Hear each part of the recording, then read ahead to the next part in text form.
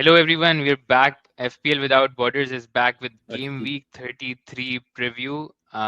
This is the biggest double game week of the season. This is the biggest week of the season. We've all been waiting for this week for the last, I don't know, 10 weeks now. And so yeah, it's finally here. We have Yeah. we're four teams doubling, and then a couple of very nice single fixtures as well. So we'll talk about that. um, Quickly, Essen, how has your week been? Like game week with 32? Yeah, I think it's going decent so far. I'm on like 48 points. So I think I'm on a gray arrow right now. Let's see how this. I think the match is in a bit, and all six players are playing against each other. So it's not ideal, but honestly, a lot can happen. What about you? Yeah, same. I mean, Isak triple captaincy has been a little disappointing. We only had one assist in the better better game week, but I'm on a green by 5 points, so can't complain. I had Rogers and Konza, so they performed well for me Yeah. as a differential. So yeah, happy with that. So yeah, let's get Oh, into game week yeah. 33. Sounds good. The topics we'll discuss today: game week 33 matchups. So we'll go over the fixtures that we're having, then a very quick glance on what's left of the season and how important the coming weeks are. And then the biggest question we have this week is the top three assets from all four doubling teams. So we'll discuss which three assets you should go for. And then we'll discuss game week 33 captaincy, FPL Eagle's Eye, which is our under the radar sort of punts for the week. Um, and yeah, and then we'll show you our team selection as well. So let's Sounds good. get into it. I have the Rob T predicted numbers and the fixtures in front of me. Um, so here, as expected, we have the four doubling teams with the highest projected scores. So City with 2 goals here and then 1.7 goals here. Similarly, Arsenal with 2 goals here and 2 goals here. So 4 goals expected by Arsenal, almost 4 goals expected by City. And then Aston Villa is expected to score 1.3 here and then 1.6. So around 3 goals for them as well. Oh, sorry. One thing I'll sort of highlight here is Liverpool versus Leicester. This fixture, I think, is going sort of under the radar because of the double game week fever. But Liverpool is expected to score 2.7 goals, which is almost as much as Aston Villa in two fixtures and more than what Crystal Palace is expected to score in two games as well. And West Ham also has a nice juicy fixture against Southampton, so Bowen sort of can get a punty shout as well. Um, Moving on, obviously, game week 31, 32 are done. Now we're at 33, and after that, we have game week 34, which is a blank in which I think most players will be playing free hit. So we're only left with 3 more weeks after the free hit week, and we will get some information about game week 36, whether we'll have a double or not after 35, after the FA Cup fixtures, basically, and yeah, so 36, if it is a double, then 37 will be a blank. And so again, keeping your transfers becomes very important. Obviously, it's a bench boost week, so we'll talk about if we should take a hit or save a transfer and all that stuff. Burning question number one: best three assets to own from Man City, Arsenal, Aston Villa, and Crystal Palace. So I'll start off with Man City. I think the two obvious picks are Marmoush and Guardiola. I won't spend too much time on these two picks because either everyone would have them or everyone should have them. Guardiola has been playing centre back because Nico Riley has been playing left back, but because we have FA Cup as well, and there is a slight chance Guardiola moves back to left back, and Kusanov starts playing CB. He had his wedding in Uzbekistan, and he also had minor niggles, so he has been missing matches, but I would expect him to get back. But still, Marmoush and Guardiola would be my top picks. After that, so one thing on City, again, they don't just have good fixtures right now, but till the end of the season. So if you look here, they have Aston Villa home, Everton away, and after the blank they have Wolves at home and then Southampton away. So these four, especially like Wolves and Southampton, are extremely juicy fixtures, and I would like if you're buying a Man City asset, it's not just for this weekend; it's for the next 4 games for sure. And so one fact I think everyone should have a third Man City asset. If not now, maybe in the next week. But again, it comes with question marks. The biggest question mark is there is no nailed attacker apart from Marmoush. So on the top right, you might be seeing the StreamYard logo, but I'll just walk you through it. So I looked at the last 5 weeks and the top players according to minutes. And so Gundogan has played the most minutes, and after that, Nico Gonzalez, Doku, O'Reilly, Matheus Nunes because he's playing right back, Savio, blah blah blah. Like KDB is like down on the I think eighth slot, and Foden has been injured, so Foden's also down there. So this tells me is literally nobody is sort of nailed from an attacking point of view. Again, Gundogan is nailed, but he's not an explosive asset that you would love owning.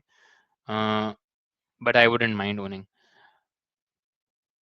So yeah, the third asset is question mark for me. And on the bottom chart, and then I'll ask you, SN, for your opinion on this as well. But apart from Marmoush, this is sorted by expected points, which takes into account your expected goals involvement. So Gundogan again comes out on the top two, above Doku, above KDB, above Savio, and above all of the rest. And this is looking into the last 5 weeks only. Essen, what do you think about this after this some data I explored?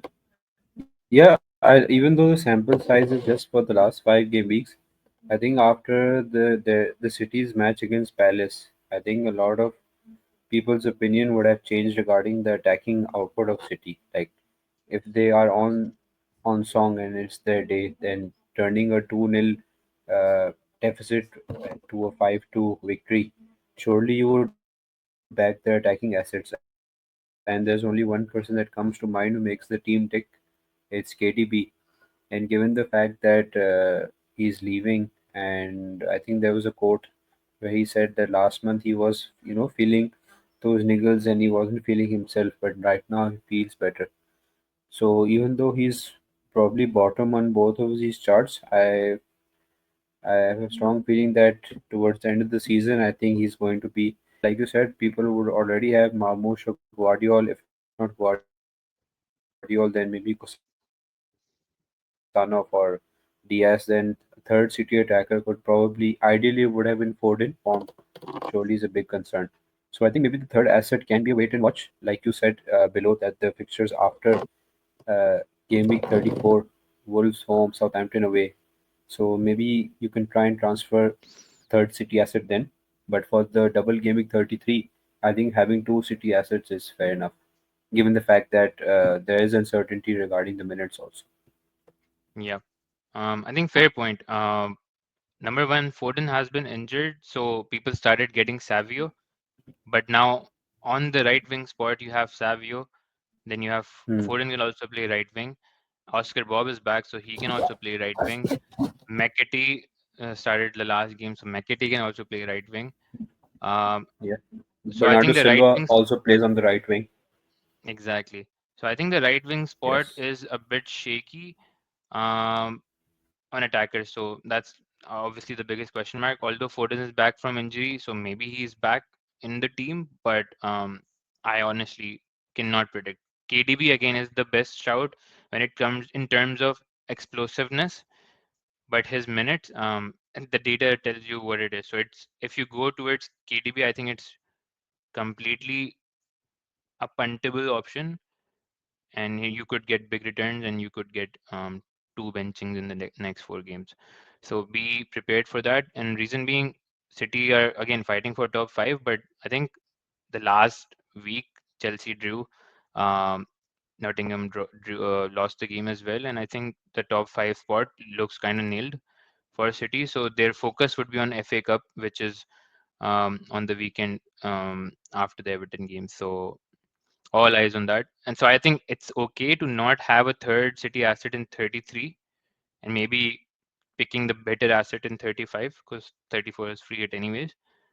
Um, so yeah, that's where I am with City. I personally speaking, I wouldn't mind going with Gundogan. Um, 2 years ago, I remember like there was a period where KDB was injured for a long time and Gundogan started playing that. He used to like drop into the box later on and start scoring goals, and the data also sort of backs it, although a smaller sample size. But it's not the ideal shout, but it's not the worst shout. I personally might prefer him over KDB if I was buying him this week. 35 obviously will have more data, and we can decide later. Anything else on City, Yasin?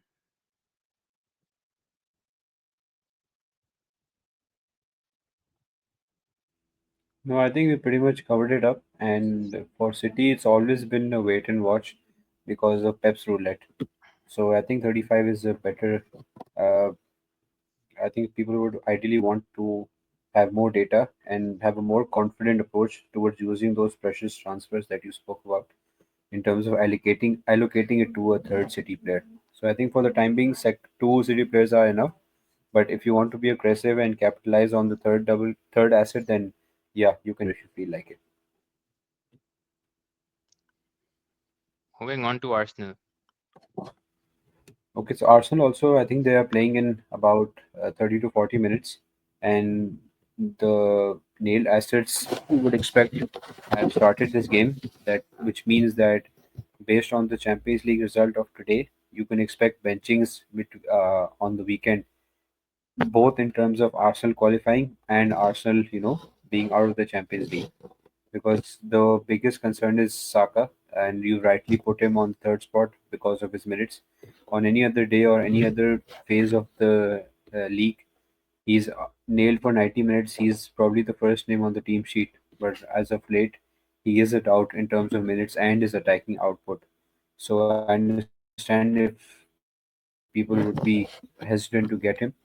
Raya is a very safe pick. Saliba, Kiwior are very safe picks also, because even though White is in the squad, I don't see him starting ahead of Kiwior because Kiwior is the natural centre back and White has been playing as a right back. But Timber seems to have that role locked down. So I think double defense and one midfielder, I think, is the ideal combination to go, because you know that Arteta won't rotate heavily in terms of the centre back. So maybe Raya Saliba, or if the budget doesn't allow, then Raya Kivior. You can have these two players, and for the third slot, you can go for Saka. I think those who use the wild card in 30 or 31, uh, they already have him. Or if they don't, then probably Palmer will make way for Saka. But the third asset, I think, is probably just a gamble. You can go with Odegaard, but he's a very good player. But I think from an FPL point of view, you can avoid him. Martinelli is a punt. I think he's more of a punt than KDB is, because at least with KDB, you know that he is involved in all of the build-up of City, which at times leads to an assist or a goal. With Martinelli, I'm not so sure. Similarly, you have Nwaneri, you have Trossard, so all of those players will share the minutes over the 2 game weeks, which is very sad because arguably out of the 4 teams that are doubling, Arsenal have the easier fixtures on paper, Ipswich and Palace. But like I said, it's all about how much risk you can take. So I think your double defense nailed, like you said, you can go, and maybe the third attacker. I think already people would have Saka. If not, then maybe you can just punt on Martinelli. Even Declan Rice is not a bad option, given the fact that he's on set pieces. Not saying that he will score free kicks every game, but you can expect an assist from a corner or a set piece. And So, lastly, I think, as in people without yeah, Saka, yeah, like, would you say they should buy Saka or should they look for somewhere else? yeah, I think given the fact that the deadline is on Saturday and they are playing today, so Saka's minutes today, regardless of the outcome, I think will be a key factor in determining whether he starts regularly in the league or not. For example, if Arsenal somehow qualify, then Saka's minutes are a huge doubt. So he can be like, don't buy. But if they get knocked out, then I think Saka should be nailed, given the fact that Arteta would want to finish the league on high, and there would be no point in resting Saka, because Forest are right on Arsenal's trail. City are looking good, so even the second spot, which has been lockdowns in so many games, might just come under threat. So yeah, if Arsenal do lose, then maybe Saka becomes more of a buy. But if they do qualify, then I would not uh, go for Saka. I might just go for maybe Marino or someone, because 11 million or 10 million asset being benched as compared to a 5 million or 6 million asset, I think it's more manageable. Yeah, fair enough. Some quick stats that I've put on the sheet on the top right in terms of minutes in the last 5 weeks, and I've taken the last 5 weeks because these teams have been playing a lot of games, so um, that's why like it's I've taken the last 5 weeks only based on forms and who's starting. So Rice, Merino, Trossard are more nailed than the rest when it comes to minutes. And a couple of more stats on attacking stats on the bottom right. Odegaard has the highest expected points, um, highest expected goal involvement. His expected points were 18, but he's only gotten 11 points, which means he's been underperforming his data. Rice has been pretty nailed on like expected versus actual points. One thing I want to show here is Marino. Marino's expected points were 15. He has scored 24 points, so he has been overperforming his data. I don't know how long this lasts, but I personally won't go to Marino, to be honest. If you go there, it's a punty shout. So that's totally me. I think Arsalan, with the Arsenal assets, like for example, if you have 2 out of 3 or 3 out of 3, I think they're a don't buy, don't sell, just hold type of assets, because when Villa were playing with Rashford, versus after he was subbed out, tempo of the game changed totally, Yeah, because of so much uncertainty in the game. yeah. But other than that, I Hassan's voice think is Arsenal assets are just. Hassan's voice is cutting, but yeah, basically the point is don't buy, don't sell. If you have the top three assets like Raya, Saka, and the third defender, keep them. If you don't have them, it's okay to not go for the third asset, or you can punt on someone, but like make sure like minutes will always be a risk. Moving on to Crystal Palace. Again, nothing crazy to discuss here. Everyone already should have a triple Crystal Palace attack, Crystal Palace players in your team, considering 32 was also a double. One thing on Mateta was subbed at half time last game, and like people started questioning if he's injured or if he would be nailed for the next games. Um, the score from Glasner clearly says that I told him at halftime that it's a tactical decision. Uh, and basically it's just a tactical decision. I think he regretted subbing him out at halftime because the game completely changed. But I would expect him to start the remaining of the games in the double and today as well. Next, Aston Villa assets. Yeah, I think Aston Villa assets. I know they must be very demotivated after their 1 goal loss. Out of all the teams that are doubling, Aston Villa assets in terms of minutes are the hardest to predict, because you would expect Watkins to start such a high profile game, but he was benched because Rashford was playing as the false nine. You have Marlin also, who is the attacker, who is supposed to be like the deputy for Watkins. But if Rashford is starting, that means it's Watkins and then Marlin. And although he has scored in the last 3 or 4 games, but he hasn't really started so much. So I think if you have Rogers, obviously start him. And if you were to transfer in someone, for example, if I were to take out Palmer and not go for KDB, I might just go for Rashford, just because of how good he was. And I think just like Glasner regretted taking Mateta out, I think Emery also had a big regret, even though he would not say it publicly, because when Villa were playing with Rashford versus after he was subbed out, the tempo of the game changed totally. So I think yeah, Rashford can be a good aggressive pick. Otherwise, in my eagle's eye, which I'll discuss later on, there are other few assets who are maybe not as explosive in terms of FPL points, but in terms of minutes and the odd FPL point they can give you depending on your risk appetite. So I think we can discuss that later on. But Yeah. yeah, Rogers, you have him hold.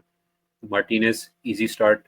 And I would not buy Watkins because if he's not playing in the big game, which was the PSG, I don't really expect him to start every game in the league, especially with Rashford in good form and Marlin, also scoring in the last 3 or 4 games in a row.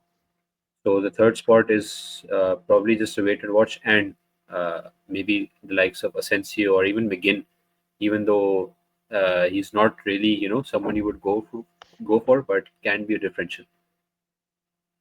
And the fact that now they're out of Champions League and the FA Cup game is 4 days after game week 33, I think Rogers' minutes are definitely nailed.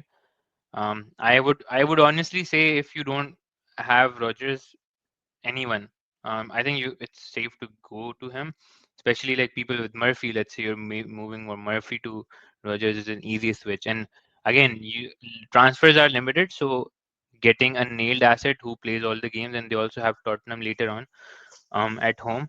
I would say just get Rogers if you are confused about any Villa asset.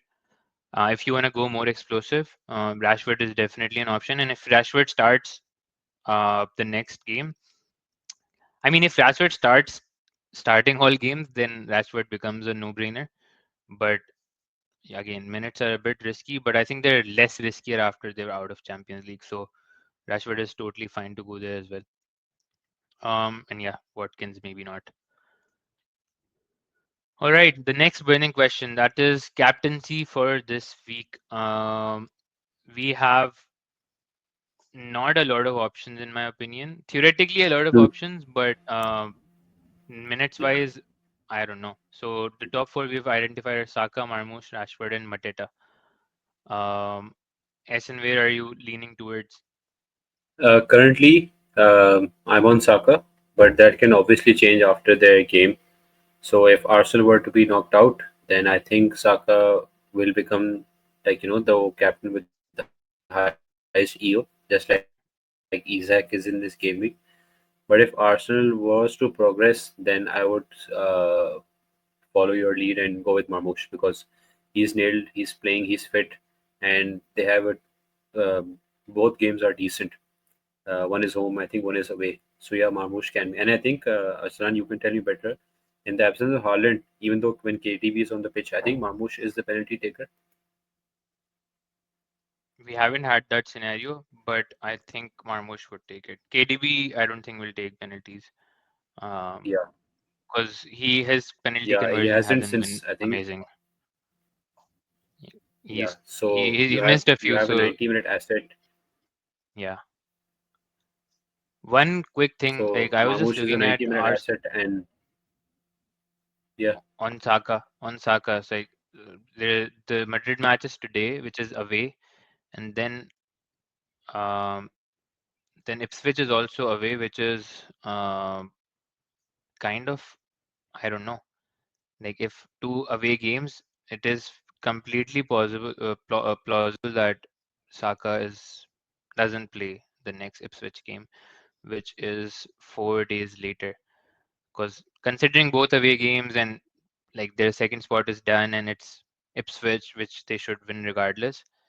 Uh, I think we should think in a way that well, anyways, we'll have the result in the next hour, if they win or not. But I think regardless of if they win or not, Saka against Ipswich is a question mark. And the reason why I've captain Marmoush is that reason only. Like Saka's minutes are not nailed, and that is why again in the right this creative that you have, these are the predicted these are the players with the most predicted points in game week 33, and you don't see Saka in the top five, and reason being the predicted minutes are low. If he starts 180 minutes or even like 160 minutes, Saka becomes a no-brainer. Anything else, Essen, on captaincy? No, I think that we can, once the game is done and we have some Europa games too and UECL games too. I think closer to the deadline after our video, we can update you all from our page regarding any change in opinion regarding the captaincy or minutes, depending on the results. But yeah, as it stands, I think Marmush becomes a more easier decision to stick by rather than you just keep going back and forth on Saka. Yeah. And in the -4, is it worth it this week or not? I think Arsalan, given the fact that people will be free hitting 34, so you can discount that game week. So after that, 35, 36, 37, 38. For example, if you are getting in a city asset for a -4, you showed us that their fixtures are very good. They have Wolves, they have Southampton, they have a possible double in game week 36 also, where people might be trying to use their uh, triple captain. So if you're going for a city asset, then yeah, it can get you back in the long run. But if you are going for some other team where there are single game weeks, so it might be tough to justify -4 because even a single point uh, change can go either adversely or positively for you in terms of rank. So I personally am not in favor of a -4 unless it's like, if getting in KDB or Mamush or even Haaland if he's back later on, which is far-fetched. So most of the players are wildcarded right now. So I think they can avoid a -4. Yeah, I totally echo what you said. One thing on City, City have an early fixture, so you might expect leaks before the deadline, and in that case, it might make your decision easier. So if KDB, starts the next game, it makes it easier to buy him. Or if he doesn't start and Foden starts, then you can hold on to your Fodens because a lot of people on wildcard got Foden and they have Foden. But if you know Foden doesn't start, like you should move on from Foden, for example, and even if it's on a -4 because it's just risky. There's no point. I mean, Yeah. you miss on two doubles and then there's a blank, and then the next Wolves game you're again contemplating. So yeah, By the way, -4. Murphy has scored. Sorry, Murphy Murphy has has what? scored 1-0. Oh, whoa, whoa, whoa! The game has Scored. started. Palace. Nah, Palace clean sheet Yeah, wiped. Now our triple captain won't wiped score out. though. It was expected. Yeah, Uh, assist is by Trippier. So yeah, no Isak. Okay, moving let's on. wrap so that we can watch the game. Teams to target, nothing surprising here. Arsenal with the most predicted Yeah, goals and the most predicted clean sheets. So double Arsenal defense makes a lot of sense. And you would go for double Arsenal attack in any normal double game week if minutes were confirmed. But because they're not, we're still contemplating whether to go for the attack or not.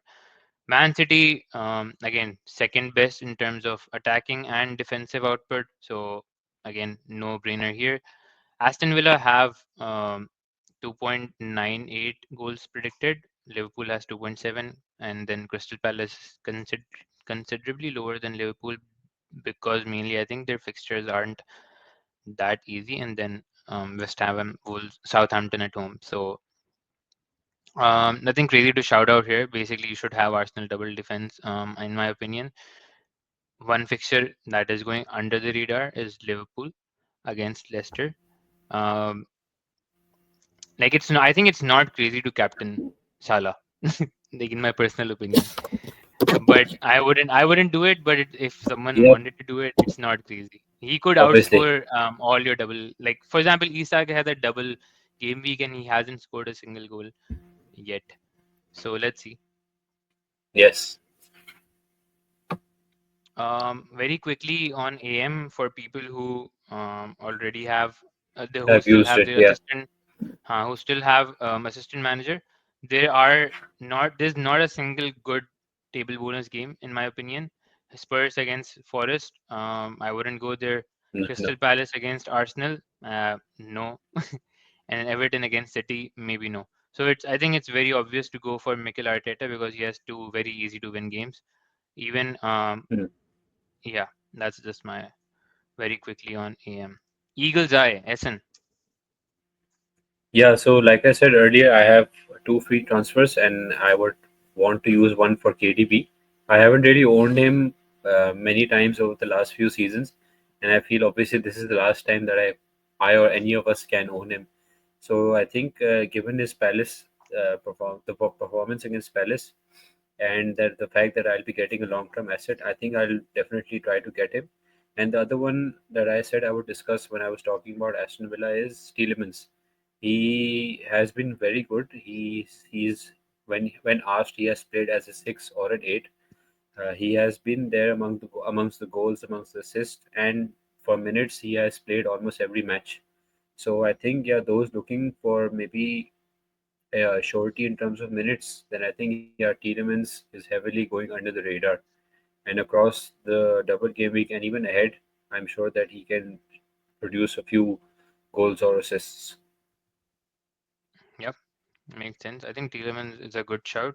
In terms of minutes, he Yeah. has played more minutes than Rogers in the last few weeks, um, statistically speaking, and in terms of expected points as well, he's Hmm. almost like Rogers, Asensio, and Tielemans have almost the same data, Yeah. more than Rashford and Watkins, surprisingly. So yeah, that Tielemans is a good shout. For Yeah. me, What about it's you? Hmm. if you're going very punty, go for Bowen because Southampton. If you, it's just a 1 week punt though. West Ham as a team are shit, but this week I think he would do pretty good. Number two, I think like as we saw, 2.7 goals expected from Liverpool. Everyone has Salah. Um, Luis Diaz, if he starts, I think he should do good. So I will come to the bus teams, but I do have a decision to make. So let's get to that. Yeah. You go first. Yeah, I think it's pretty straightforward for me. I don't have bench boost, so I've just benched the single game week assets. I currently have eight doublers, but I can go up to nine with one free transfer by Palmer to KDB. I'll then have nine. So I won't take out Salah, and I don't think I can take out Isak. The only person I would have taken him out for was probably Watkins, but given his performance wise, he's been good. Sorry, but his minutes. So I don't think I would probably take out Isak. So yeah, I'll just use my one free transfer and save it for the later game weeks where doubles are announced, because I think if me and you are free hitting in game week 34, I think one transfer will be saved then also. So by the time we enter game week 35, we'll have two free transfers again. So if Yeah, there are any doubles announced or any injuries, because you still have cup games and maybe other European games, so I think it's good to hold transfers. And yeah, captain, yeah, if Arsenal go out, then yeah, then Saka. And if they go through, then I'll probably stick to Marmoush. fair, fair. One point we forgot to mention about Villa was I think Villa have a expected double in 36 as well. So if you're getting a nailed Villa asset, it is for the long term.